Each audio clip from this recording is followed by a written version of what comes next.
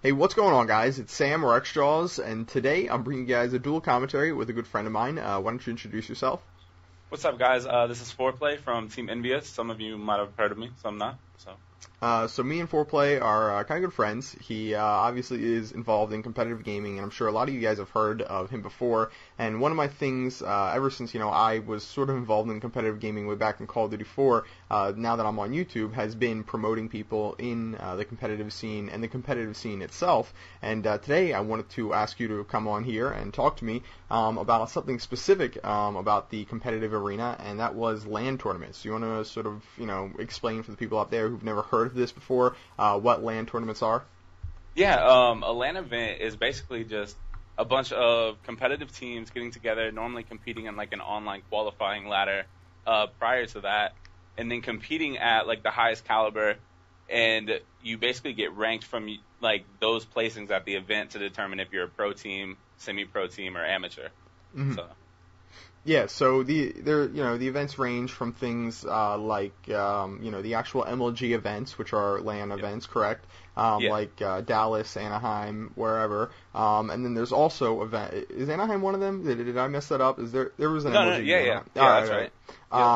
So you've got your MLG official events, and then you've got other events like Halo NJ and some other, I can't think off the top of my head, but there's a lot of events that a lot of people go to, and I wanted to talk about this because it's like a really cool experience. I've been to a couple LANs. I've never been to an MLG LAN, but they're really cool. You get to meet a lot of people who you previously just knew online, and then after that you get to play with these people, and it's the exact opposite of what a lot of people think of when they think of a gamer. When you think of like a professional gamer, you think of like a fat nerd sitting in a dark room alone, talking to people online, and then a LAN event is the exact opposite of that. So you want to talk a little bit about that?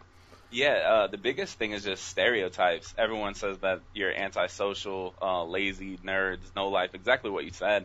And one of the biggest experiences that I've ever had is it's so crazy to put like a face to the name, because you play with these people so much, and you start to grow accustomed to who they are, their personalities and stuff, and then you get to meet them and play with them for like $12,000, you know what I mean, a game, and you're just like, wow, like it's actually a really good experience to just put together. So yeah, it's really cool. It's the bigger events, you're on a stage in front of a ton of people who are watching you, and for the longest time, people have been saying, a lot of things have been getting recognized as sports, and video games is one of those that a lot of people do consider a sport now, and it's gotten to that level where you are competing on a stage in front of people who are cheering you on, and you've got your teammates right next to you, and it's just a really, really cool thing.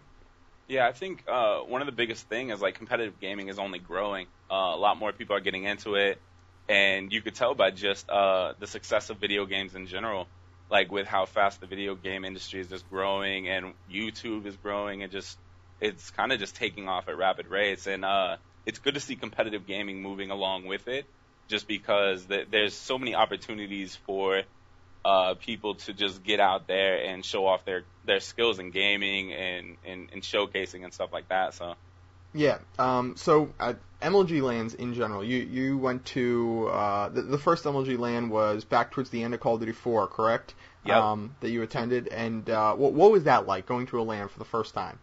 2008 Nationals, it was crazy. Definitely got the shakes because I wasn't used to getting out of playing in like a custom, like, you got your TV, you have to have your lights your certain way, you know what I mean? Or like, I guess it really doesn't matter like how you play at home, but it's just so much different with all those people watching you and all the people watching at home. I think like MLG last year, they had 500,000 people watching at one time all over the world, and those numbers are just like crazy to think, hey, all these people are watching me play this game, you know what I mean? So it takes you out of your element, but the experience is like, you got to try it. We definitely got to get you to one. Yeah, I think it would be fun. Now, MLG Dallas is actually going on right now, and you have people from your team there, correct? Who's playing for Team Envyus there? Yeah, we got Stainbill, which most of you guys know him, Hastro, which actually you did a dual com with him. That was not too long ago. And then we have a guy named Terrorist, and then a guy named Fears, whatever. Our placing should be really good. I'm really excited to get back into it too. But with that team, I really think that they're going to place pretty high. So I hope so. So in the past, competitive gaming, especially when I used to be involved in it in 2007, people who played public matches were kind of looked down upon within the competitive gaming arena, and it was something that not a lot of people did. And it was always scrims, either team scrims or customs, or you're going to be playing matches, or you're going to be doing something, prepping, practice, whatever. But now it's kind of changed. Do you guys enjoy, like you as a whole, people not only in competitive gaming but people in Envyus and yourself? Do you enjoy playing public matches at all? Yeah, I'm actually an avid pub player for sure. I like how in public matches you can pull off more of like the insane sniper shots or the quad sprays. On competitive, it's just harder to do that because a lot of it's strap based and it's a little more campish because there's a lot more money on the line and stuff like that. You know what I mean? But pubs definitely, it's a smooth break, I guess.